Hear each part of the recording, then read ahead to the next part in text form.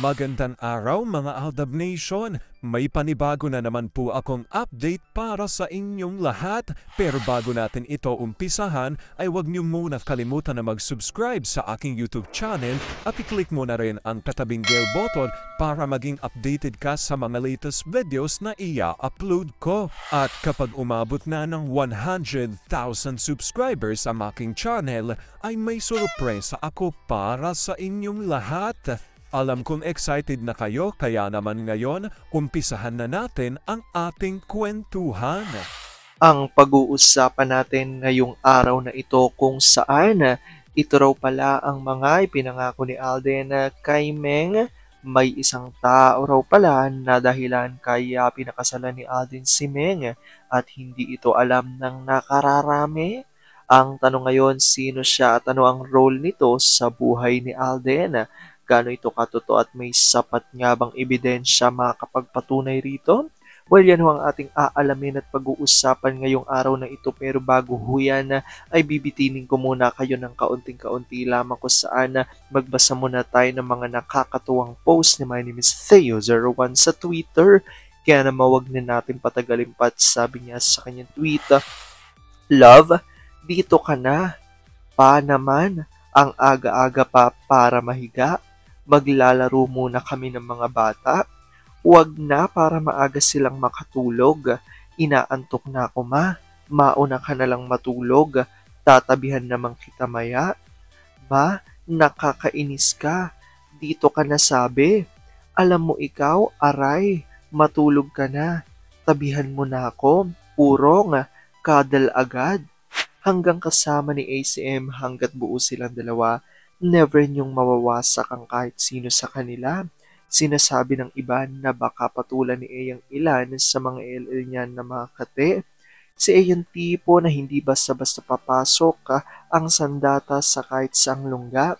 Isang lungga lang ang paulit-ulit niyang pinapasukan. FYI.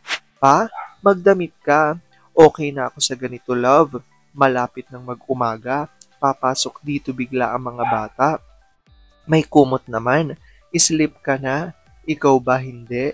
Ikaw, matulog ka na at saka magdamit ka. Okay na nga ako sa ganito. Pwes, matulog kang mag-isa. Sa mga bata ako matutulog. Magdadamit na. Baka lang gusto mo pa. Alam kong tuwan-tuwa ako kayo sa ating binasa pero may pag-uusapan na natin ang ating main topic.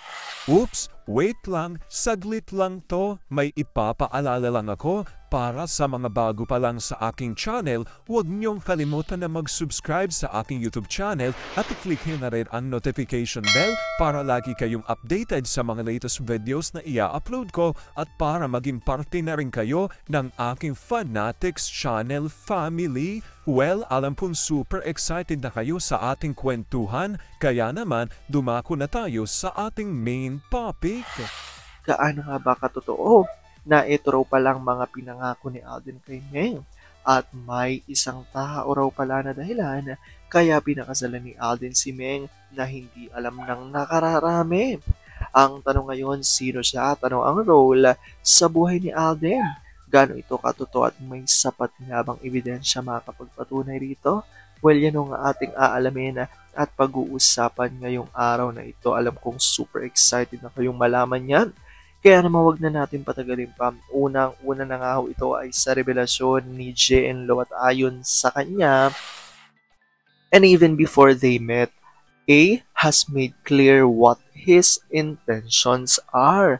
At kalakip nga ang sulat na itong liham na ayon nga raw dito na galing kay Tisoy at ayon dito, ang gusto ko sa babaeng mamahalin ko, kasing bait ng mama ko. Yung mamahalin ako ng walang alinlangan, hindi ako lolokohin at ipaglalaban ako maging forever man. Minsan akong nabigo sa pag-ibig. Walang kapantay na sakit ang naramdaman ko. Sana, pinagpipray ko talaga na pag dumating ang babaeng susunod kong mamahalin ng totoo, ay aalagaan niya ang puso ko at iingatan. Ang pag-ibig, hindi basta nararamdaman. It takes time, knowing a person by heart, how to make her smile, how to comfort her in times of sadness, and how to give my very best just to let her stay with me. Hindi ako basta-bastang binibigay ang puso ko. Grabe kasi kung magmahal. Katulad ni Mama, binibigay ko lahat ng meron ako, buong pagkatao. Ayaw ko yung ganon, yung hanggang kilig lang, tapos mag-e-end din. Gusto ko siyang makilala ng lubusan. What she likes, baka tuluyan na mahulog ang loob ko pag akong nagpigil at naghintay. Sa ngayon, ini-enjoy muna namin yung mga small yet magical moments. Gusto ko siya mapangiti palagi, mahawakan, at kung pahihintulutan ni Lord, mahulog ng tuluyan sa isa't isa. Mahulog siya hindi dahil sa itsura ko, kung hindi sa ugali at pagmamahal na meron ako. Sana sa tamang panahon, tanggapin niya ako, hindi bilang si Alden na artista, kundi ako bilang Richard Fulkerson Jr. Walang pagpapanggap, ayaw ko matakot at pangunahan ng sarili ko sa anumang kahantungan ng lahat ng ito. Pero I'm still very, very hopeful to know her more. Yung totohanan, no come. Personally, excited ako, Meng. At dahil dito, ito nga nag-reaksyon ni na Jello at Larry ayon sa kanila. A word of caution lang to you, Mr. Richard Reyes Fulkerson. Mabait si Meng, but maybe not as docile as your mom. Kaya nga meron kang baby sis Angel. Nakakarami ka na. It may be acting or pagsunod sa utos, but tumatarak pa din sa puso. As Theo says, okay lang kay M dahil trabaho lang, nothing personal. Mas malala nga ginawa kay M ng aklang asawa na madalas mag-honeymoon kuno around the world. And they, RJ and Meng, allowed it lang. Kahit clone lang, it's still M's name kinakalagkad sa putikan. It may just be a facade. You won't see what's boiling inside. Babae din ako who's been there. Yung kay NM with Ace consent. Puro pics na edited. Hindi nakikipaglandian si M. It's the clone. Si Ace sa promo, daming witnesses na kinikilig na even ay supposedly ADN tinatablan na. I know, marami pong naapektuhan, yet yun nga ang main goal ng ZGOC. Ang manakit at masasaktan ng fandom hanggang buto. A is trained to make pakilig. Nakakainis man yung ang packaging sa kanya at nakakaasar ding ang pagkamasunurin niya. Kaya lang ganun po talaga. No, A is not trained.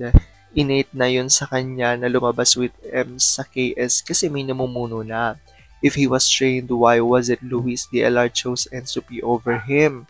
Why was it walang nabalitang kiligan sa Indio between A and Bea B? Sa Carmela na aminado si A, crush niya si MR, hindi siya nagpakilig. It's because nagawa niya sa Alda with Maine. Kung nagawa niya with Maine, why not sa mga sumunod? Ganyan ang utak ko sa management niya. Yet, sorry Sparkle GMA, yung mga binubugaw niyo are not Maine. Everything we saw A did for M, he never did with anyone before M came to his life. And if ever he's trying to replicate it now with his LL, alam mong there's something missing. Ibang scripted sa on-the-spot nilang galawan dati sa KS. Binigyan lang sila ng guidelines at sila nang bahalang dumiskarte, which made KS raw and real. Nothing beats real. Ayan nga po, makikita nyo ang inilabas dito ng mga Aldam Nation source at ang tinutukoy nga rito, ayon nga raw sa di umano'y liham na ginawa ni Alden, ay sinabi nga nito na isa sa talaga sa naging dahilan kung bakit nagustuhan niya si Meng ay dahil sa kanyang mama na pumanaw na. Dahil alam naman natin na si Alden ay mahal na mahal niya ang kanyang ina, di ba? Ngunit maaga nga itong kinuha ni Lord at talaga namang yun ang isa sa naging inspirasyon ni Alden para mas lalong tuparin yung pangarap sa kanya ng kanyang ina. Dahil pangarap talaga ng mama niya na siya ay maging isang artista. Kaya naman, talagang hindi natin masisi kung bakit hanggang ngayon talagang inuuna ni Alden ang kanyang career dahil para na rin sa pangarap ng kanyang ina. So dahil dito ayon sa mga Aldab Nation na kaya nga raw nagustuhan ni Alden si Meng ay dahil raw dito nga sa tila may mga pagkakapareha sa katangian ni Meng at ng kanyang ina. Kaya ito raw ang isa sa dahilan kung bakit talagang lubusang minahal at di umano'y pinakasalan ni Alden si Meng dahil sa pagkakapareha nga ng katangian at kabaitan ng kanyang ina at ni Mengay. At yan nga ang sinasabi ng ilan sa mga Aldab Nation na talagang isa sa buhayan na patunay na kahit kailanman ay hindi gugustuhin ni Alden ang kahit na sinong babaeng umaaligid sa kanya dahil ang nasa puso niya di umano ay nag-iisa lang at yan nga ay si Mengay at yung patuloy nga na pinaninindigan ng maraming mga Aldab Nation. Bali, comment down below nyo dyan guys kung ano pong opinion nyo patungkol dito at kung good vibes bang naihatid natin para sa inyong lahat. Alam kong dahil dito marami sa inyo mas lalo ngayong kumakapit at naninindigan na Aldab Nature is real, pero sabi nga natin na kahit naroon pa man ang magdesisyon ni na Alden at Meng sa kanilang buhay, karir at buhay pag-ibig, ay kailangan natin sila support at kailangan natin ito tanggapin ng buong buo dahil yun ang kanilang deserve. At yan ang aking update for today's video. Maraming salamat mga Aldab Nation. Ingat!